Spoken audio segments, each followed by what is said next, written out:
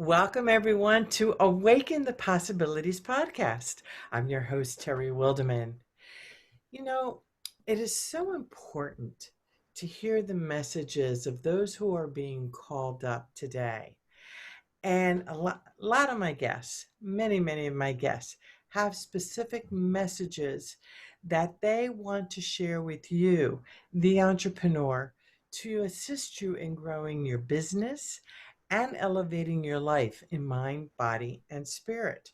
That's what Awaken the Possibilities is all about. And I, Terry Wildemann, your host, with all the work that I do to help people one-on-one coaching, group coaching, and workshops and podcasts, it's important for me to bring you fantastic stories that help to open your eyes, open your mind, and open your hearts. Today's guest is no exception, and I'd like to introduce you to Miney Homer. Miney is a successful businesswoman living in Queensland, Australia. Australia! See? Second person from Australia. You're my second person from Australia. In her 23 years of business, she's ridden the ups and downs and even had a few feedback moments along the way.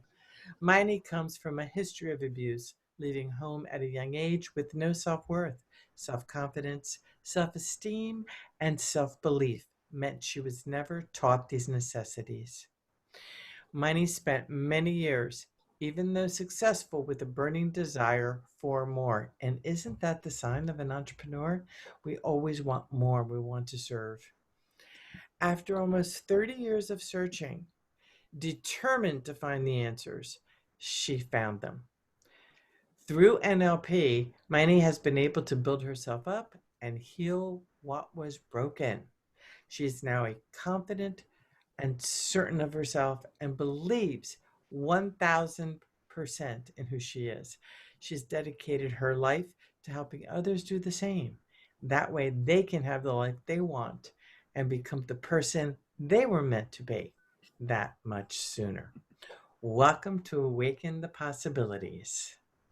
Thank you so much for having me. It's such a delight to be here. So share with us, please, what got you, you said you had a lot of ups and downs. Can you tell us a little bit about some of those ups and downs that got you to where you are today? I can. I think it's definitely I think it's every part of the journey that builds you into who you become in the end.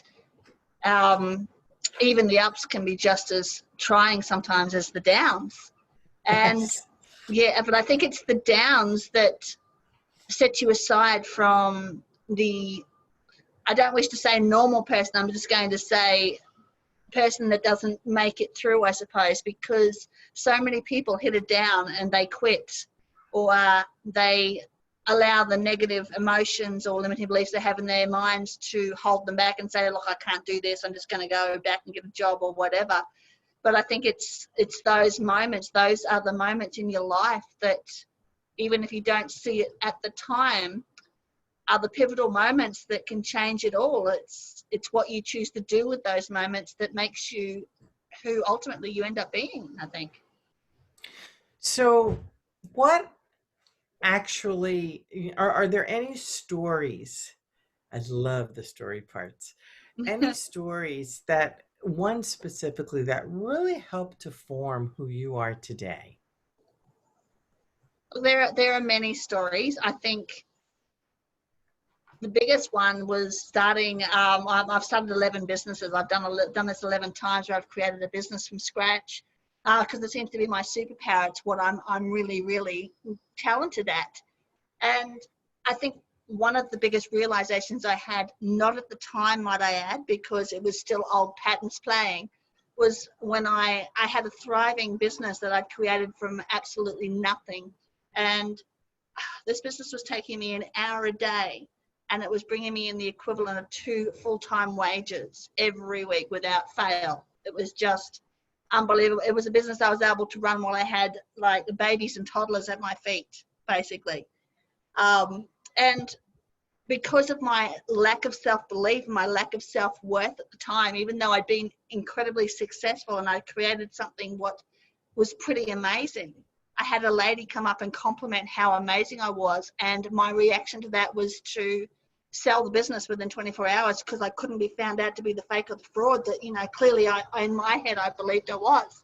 And so here I took this incredibly amazing business that took me an hour a day and sold it within 24 hours for a lot less than it was worth, and actually felt proud of myself that I'd done that because I got rid of the problem as I saw it at the time.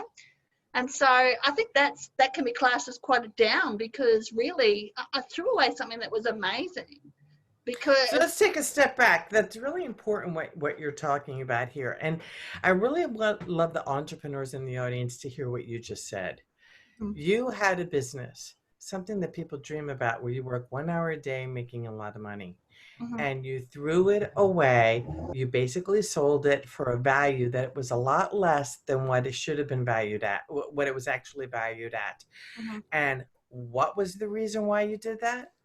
Because somebody came and complimented me on how amazing my product was and how incredible I was. And because I didn't believe in myself, I didn't believe in my own worth, I was afraid I'd be caught out as being the fake and the fraud that I believed I was in my mind. And a lot of entrepreneurs feel that they're frauds. A lot of entrepreneurs are like, why me? Who am I to live this kind of life? Who am I to be healthy, wealthy, and successful? Who am I to have this stuff? Who am I to be great? So walk us through that, if you would. I would love to hear more about what was going through your mind. What was the fear that was triggered to have you sell that business? Because that's huge. That is huge. It's a huge story. Lots of lessons there.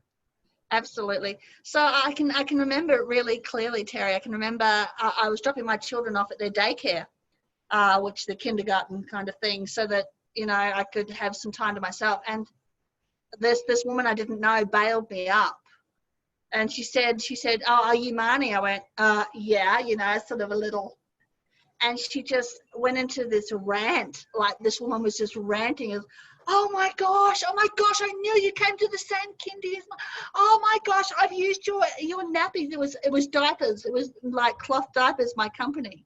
And she goes, oh, I've had 4 children and they've all used the same diapers and they just last and the quality's amazing. And I told 3 of my friends and they bought from you and their friends bought. And it's just so good to meet you. It's just, I'm just so excited to finally meet you. You're amazing. You're incredible. Oh my gosh, please just keep going. Build this, make it into like a phenomenon around the world. You've got to do this kind of, and I'm like, whoa. It was absolutely blowing my mind, Terry. But what was coming up for me? Was like absolute sheer panic, because in my mind, even though I had come up with the concept, I had imported a product from China, I had branded the product myself, and I branded it and named it after my son who was still in my tummy. Do you know what I mean? When I first started this, this is when I started the business. I got pregnant. I thought, right, I want to not have to pay for the baby product. So I'm going to find a way to have that paid for. So even though I'd done all of that and I branded the products, I looked at the competition. I brought in a product that was better than what the competition had, and I completely smoked the market, even though I did all of that, and then continued to run it so that it brought in that incredible profit. The competition couldn't keep up with me. I was ahead of the game the entire time, and I was making tweaks and I was doing different things. I was the one that brought in the rainbow nappies where they had plain white, and I was the one that brought in the patterns and koala bears for Australia and all different kinds of patterns through my supplier in China. I was the one that was the innovator that was coming up with this. And even though I'd done all of that, this woman was enough to knock me off my perch. Now, I'm not saying there was this one woman on her own. I believe that over time, in my mind, I was getting tired of dealing with hormonal women. But you know what? Look in the mirror, Maini, because, it's like, And so I think this is just that point where I just thought, oh my gosh, I'm going to get caught out. I'm going to get found out. You know, what I've done isn't special. What I've done isn't amazing. It's just, it's what I do. And oh my gosh, if this woman thinks that, there's how many other people out there, you know, think the same. It's like, I don't want to be famous. I just, you know, I can't handle that. And I literally drove the 30 minutes home and walked in the door and said to my husband, I said, that's it, I'm selling it. I've had enough. I've had enough of hormonal women. I'm doing it. I'm getting rid of it. And I literally wrote the ad for it. I put it up on the same platform I'd made the business a success. And the phone started ringing because it was probably $30,000 to $60,000 too cheap. I still sold it for quite a bit of money, but it was probably way too cheap. And lo and behold, somebody happily took it off my hands within 24 hours. And I was How did you feel after you sold it? Mixed emotions. My instant reaction was like, ha, look at me, look what I did. I fixed the problem. No more problem for Maini. No one's going to find out just what a fake or a fraud I am. I can just scoot off and do something else now. And then I can remember when I was packing the product into their car, for example, that was like, wow, okay, well, it's all over. It's like, that's it. That's my baby going out the door, because that was the name of it. I called it My Baby. And that was my baby. So watching it go was interesting. And what's worse, watching them destroy it was even worse, you know? It didn't last. Wow. Yeah. Okay. It didn't last, you know. I think it lasted another 6 to 8 months because they just destroyed what I'd created. So that was even tougher, watching that. Okay. Yeah. So what did you do after all that? You said you've had various businesses. First of all, how old were you when you created that, when you had that business? That one was 35. I was 35 when I did that. Yes, I was pregnant with Thomas at 35. But that was probably my 5th business by that stage. That was your 5th business? Yes. Okay. You said you've started. All right. I thought that was your first business. What did you do before that? So I had a commercial cleaning franchise, which failed.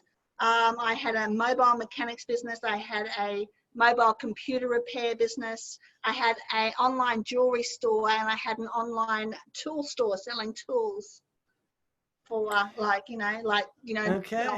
drills and all kinds of things. Yeah. So a very wide variety of businesses, all based on where I was at in my life and what was going on for me at the time. So like the commercial cleaning one was not a favorite of mine.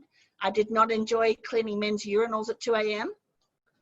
It was with my first husband, and where I shone was actually building the business up rather than cleaning the toilets because it's not what I wanted to do.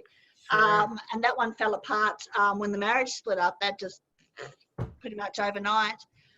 The other ones were with my current husband of 17 years. We were the couple who we met. We moved in together 2 weeks after we met, and 3 months later we started our first venture. Do you know, it was like just match made in heaven kind of thing. So, and here we are 20 years later, and we're still together. So, very nice, very nice.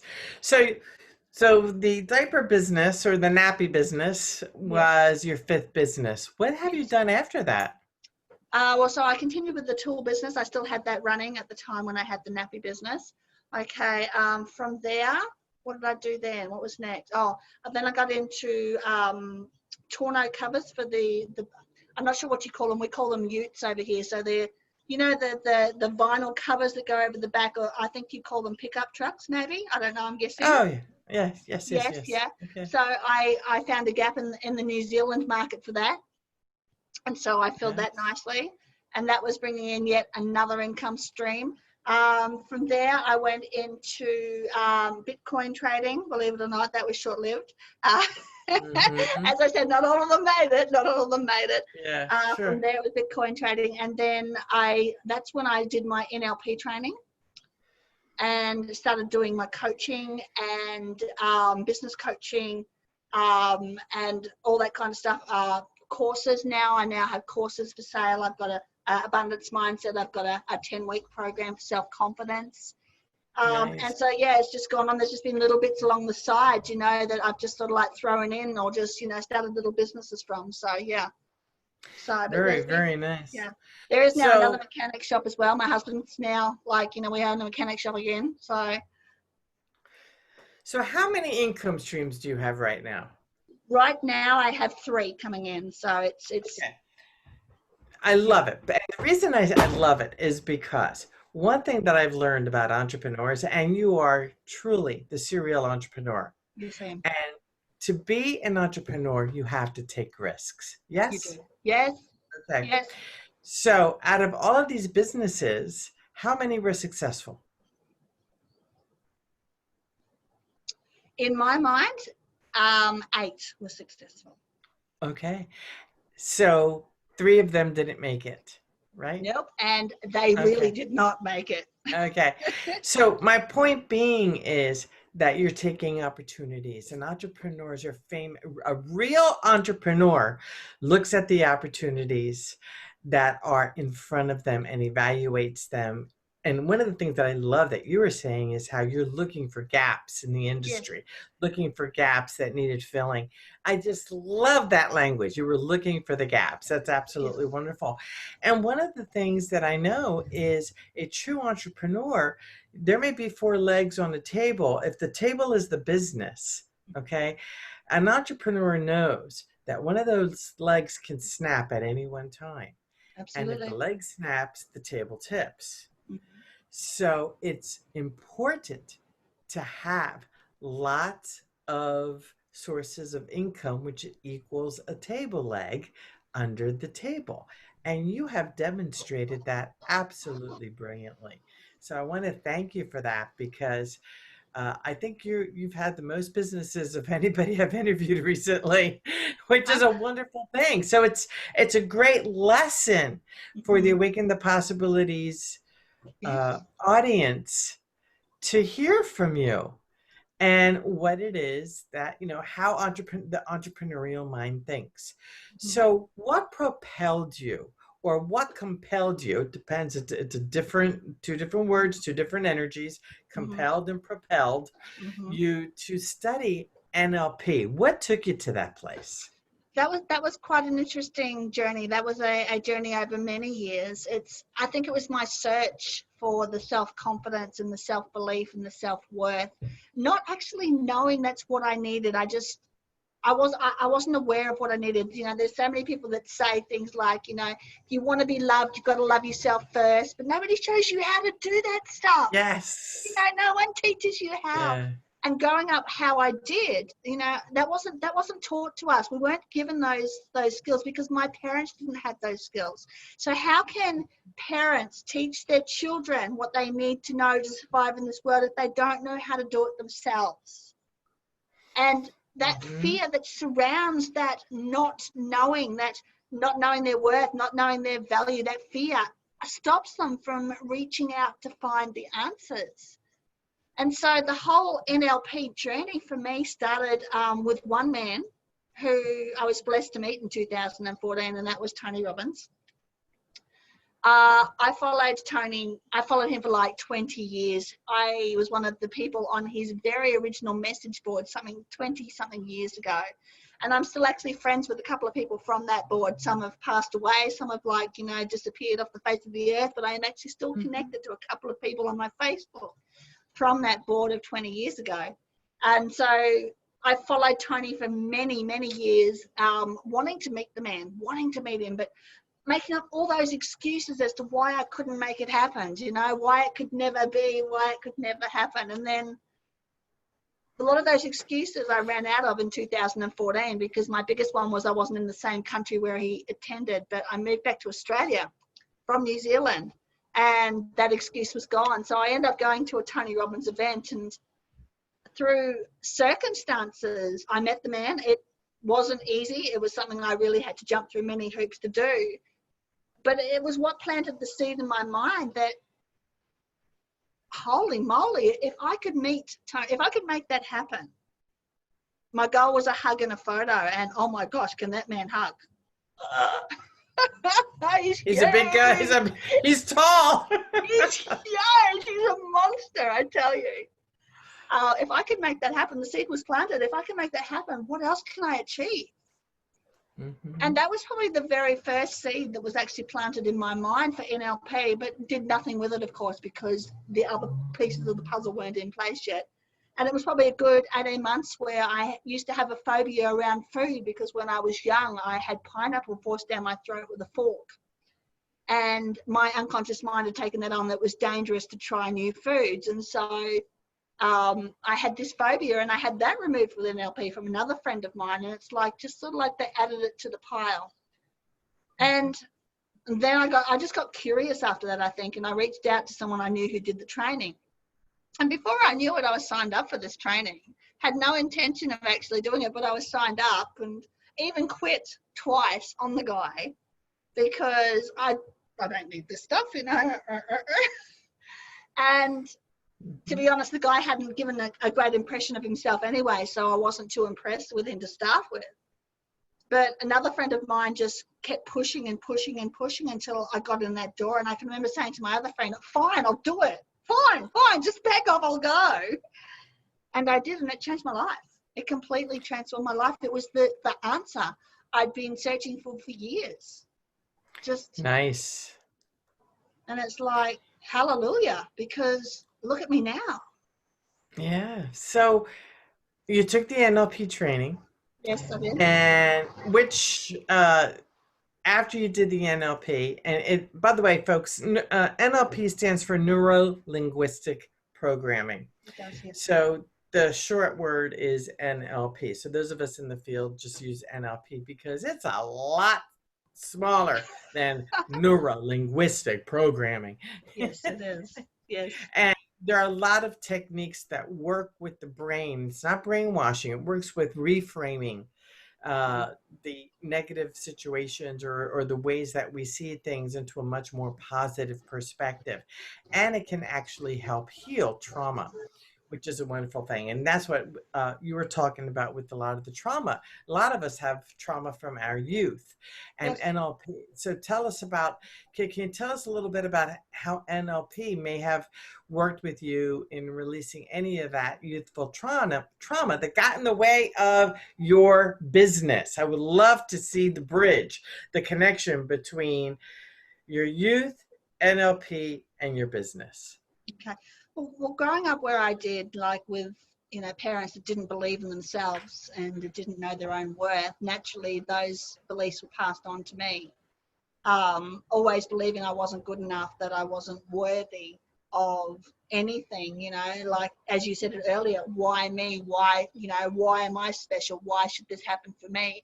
And unfortunately, most of our population has that issue with the I'm not good enough. And that's exactly why they go out and they get themselves a good job and they stay in that job until they're 65 and get the gold watch and then retire, because they, in their minds, don't believe that they're capable of anything else. And that's safe and that's secure, which is how we've been brought up. Clearly, I haven't done that, but but for me, doing the NLP training, and I think it's a jumble of everything because, you know, I've had family issues over the time. I'm estranged from my family. I don't have anything to do with my remaining family. Both my parents have passed now. My mother died about a year ago. But I have nothing to do with my sisters, my family, because we're just on different worlds, different planets, if you can imagine. So it's like, because I got out, because I was freed. When I was 24 and my father died, my family decided it was a great time to actually throw me out. And they did that. They completely disowned me. They completely just tossed me aside, which at the time was devastating for me because I didn't know anything else. I didn't have anything else, but it forced me to go on this pathway. And so it's a blessing. The biggest blessing of my life, I can tell you now. Thank you so much for what you did. I'm so grateful now. However, it has put me on a different level to where they are. And of course, we cannot connect. It's just, they are still stuck where they are. You're just vibrationally different. Yeah, they are still completely stuck exactly where they are with no knowledge of how to get the help and no desire because of their fear to actually do anything to get what they need done. Whereas I was basically pushed into it and forced to do it. And so like through my learnings and through my life experiences, like not fitting in ever. And not understanding that for many years, and then finding, the Tony Robbins, community, and the NLP, and realizing that it was making a difference in my life, that I was able to take away negative emotions like anger and sadness and fear and hurt and guilt, and having situations pop up in my life that normally in the past would have just floored me, and suddenly seeing that they no longer did that was huge. I had Brilliant. a major case of rejection just on 2 years ago now. Somebody that I gave my heart and soul to completely and utterly, only to have them toss me away just like a piece of rubbish in their mind. And yes, it still broke me, but not to the level that it would have in the past. Do you understand what I mean? Got it. Got it. And Very so nice. there was things that I normally would have just, like allowed to eat me up, like the fear of rejection. I felt no rejection. I didn't feel any less worthy, even though this person to me was like, yeah.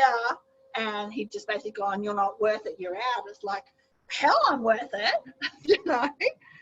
Nice. to have that experience, And NLP help you do that?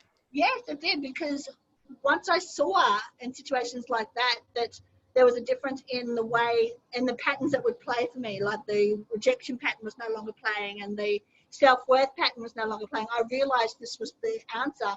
And then I was like a dog with a bone. I couldn't get enough. It was like I was hitting up all my NLP friends and saying, let's do a deal, let's do a swap. Come on, let's do this, let's do that. And it was just like, feed me, feed me.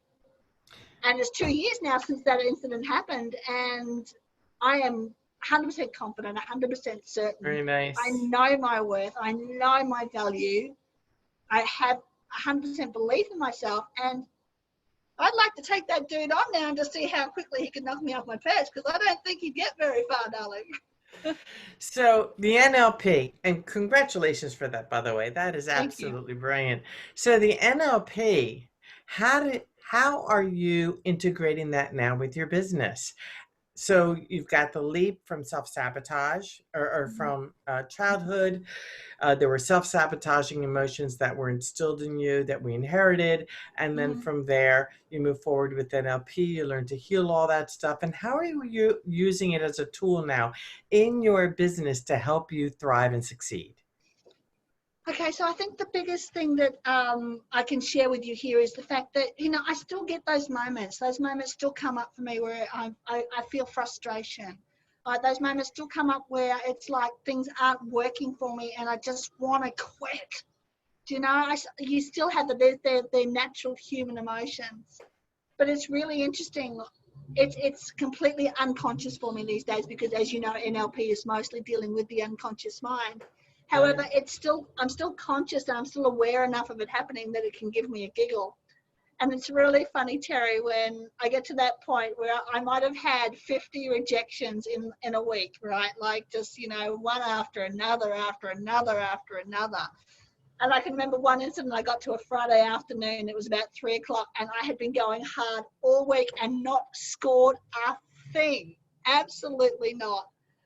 And I can remember sitting there and I said to my husband, I just can't do this anymore. All right, what's next? And that was it. That's all there was. And the next 3 phone calls, client, boom. There you go. It was just, And what was your business at that time? What were you selling at that time? That's when I was doing coaching. That's when I was coaching. And I was selling a $3,000 package, for 8 hours work, and that's the power of NLP. It's just, it changes lives so quickly. And yeah, that's not an easy sale. That is not an easy sale. Yet It was like I had just been going and going and going and going and just got nothing. And then down I went, up I came straight away, like instant. And it was seconds. It was like in seconds. And even now, because your vibration changed, your whole energy changed. Exactly, but because my mindset was stronger than the patterns that used to play. I had new patterns installed, and so it was like, even though the old pattern came in and it won for a split second, it was like instantly, it was like, no, go, you're going this way. And very nice. It is. It's such a powerful tool. It really is. It's like Tony Robbins actually says that business is 80% mindset and 20% mechanics. And I 100% agree with the man, because it's like, if you haven't got this sorted, you're not going to make it, sweetheart. Simple as that. Okay. Yeah. You are not going to make it. Yeah. And he's absolutely right, because if you think about it, and I've heard him say that before, what sunk the Titanic was what was unseen. So 20% of that iceberg was seen, the 80% was unseen. That's it. So when you're dealing with the subconscious and you're dealing with the self-sabotaging emotional baggage that we carry, and use the various holistic modalities to clear them out, it can create such success. And it is an absolute joy to hear you and see the expression on your face on using this NLP, which is an amazing tool to assist you in to achieve your desires and help clients. That's fantastic. Congratulations. Thank you so much. Thank you. I'm thrilled with the journey I've been on. It has not been easy. Please know, I don't think there's been many moments in my life that have been easy. But thank God that I went through what I did, because look at me now. Look at me now. Mm-hmm. Yeah, look at you now, girl. So I have a question for you. Actually, I have a few questions for you. And this is just something that we're asking at the end of our guests. So what is your favorite word? Ooh, all right, my absolute outstanding. Nice. Absolutely 100%. You give me an outstanding, you make me a happy soldier. Excellent. And what is your personal definition of success? Happiness, pure happiness. It doesn't matter. It's not about the money. It's not about what you have or what you don't have. It's not even about, it's not even about one particular thing. It's what it is that makes your heart sing, what it is that sets your soul on fire. And when you can wake up every morning like I do, I wake up every morning and I'm blessed to hear the surf, the sunshine goes, because I choose to live here. Okay, it's my choice to live here. If you can wake up every morning and the first thing that comes to your mind is like, oh, what's going to happen today? That's success. That is true success. People measure it in all different ways, Terry, but it's about happiness to me. That's what success is about. If you're happy, it doesn't matter what you have or don't have. Who cares? Yeah, you're absolutely right. Yeah. And question number 3, what is your best advice for entrepreneurs today? Just keep going. No matter what, do not quit. Do not quit on you. Do not quit on what you are doing. If something is not working, do something different, but just keep putting one foot in front of the other and just keep moving forward, sweetheart. Just keep going. Excellent. And I understand that you have a book coming up soon? I do. We've actually just released a book. It's called Lockdown Took My Income. And it's Do you have a copy there? I do not have one with me at the moment. Damn. Okay. Go get it. All right, I'll go get it. Hang on 2 seconds. Well, folks, I knew she had a book. Duh. Lesson learned. I have to make sure that my guests have their books in front of them when they sit down. Lesson learned for me. That's the first time this has happened. Okay, so show us your book. Lockdown. What is it? Lockdown Took my income. Okay, yes. Let's talk about that. Okay. All right. So it's basically a 9-step blueprint for someone who has lost their job, has lost their business, wants to go online, wants to start a different income stream. And it's my system that I've developed after doing this 11 times on how to make it happen right from the very start, the very, very first things you need to do, right the way through to getting to the point where you've launched a business and you can go and make it successful. So it's taking the world by storm. We got #1 international bestseller in Australia, in USA and the UK. Nice. As well as #1 hot new release on Amazon as well. And so we're now being interviewed all over the world, and podcasts, Very nice. radio and television are now starting to take an interest, and this book can just change so many lives, and that's my reasoning for wanting for writing it, you know. Very, very nice. Congratulations. Thank you so much. Thank you. Congratulations. So we can get it on Amazon? Absolutely. Or you can go to my website, which is at tallpoppiesrising.com. Can you say that again, please? What is it? It's tallpoppiesrising.com/lockdown. So that's where you can also get it. So either or Amazon or my website. So yes, just So. Excellent. And would you please spell your website again? Tall, Tall? Tall Poppies, as in the flower, poppy. Oh, poppies, Poppies. Yes, and rising, as in rising tide. Okay. .com. And so that you understand the meaning behind the company name is, over in Australia, New Zealand, there's a syndrome called the tall poppy syndrome. And basically it's people that will do what they can to cut you down if you get too tall or too big. And it can also be what you will do in here in your own mind. If you think you're getting too tall and too big, you'll tend to cut yourself down. So we're about taking the tall poppies, the serial entrepreneurs, the people that know that they've got more, and about lifting them up and rising together. So that's why we are called Tall Poppies Rising. Love it. Absolutely love it. Well, Miney, this has just been a fantastic interview. I appreciate you coming on the Awaken the Possibilities show. And I truly hope my audience, my dear, dear audience, that you are taking away some great insights in, especially if you're an entrepreneur, to requote what was just said. The word is outstanding. Happiness is key. And just keep going. Out of the words of Miney Homer. So please make sure to get her book, Lockdown. I love that. That is just a great, great book title. I absolutely love it. And next week, we will be bringing you another brilliant guest. So stay tuned with us on Thursday afternoons at 3 p.m. And we look forward to seeing you next time. This is Terry Wildemann. And again, thank you, Miney, for being here today.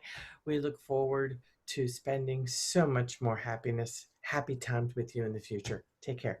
Bye-bye.